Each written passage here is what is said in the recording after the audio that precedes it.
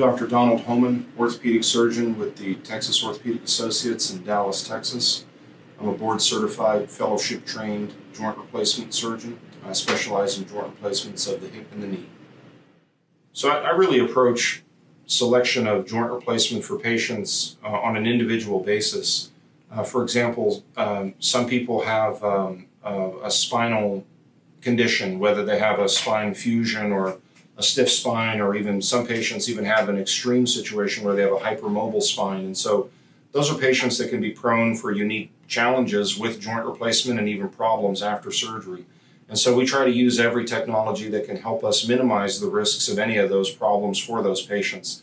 That might include, running patients through what's referred to as the optimal positioning protocol, where we'll actually be able to get a three-dimensional plan, and we'll also be looking at a functional analysis of how the patient's hip and their spine interact from a standing to a seated position and vice versa, and then taking those parameters and then utilizing that information in real time during the operation to position their implants where that person needs it to be, because we know that they don't have an ideal circumstance in order to predict where their implants might be during their activities of daily living.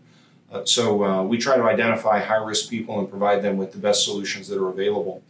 We also take care of lots of patients with unique conditions. So sometimes we take care of patients who are very, very large, and there are no patient size implants for these patients. So the extreme of that is also commonplace for us. So I will also take care of people who are really, really small. And so we make available the options for customized implants for those patients when that is necessary. Really, the way I approach every joint replacement is using advanced technology to help give people the most reliable, reproducible, and predictable result.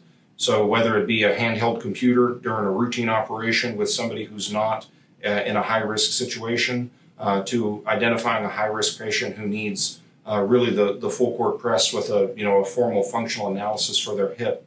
So we try to use all of the tools that are available and all of the advances in technology that we have at our fingertips to provide the best results for patients.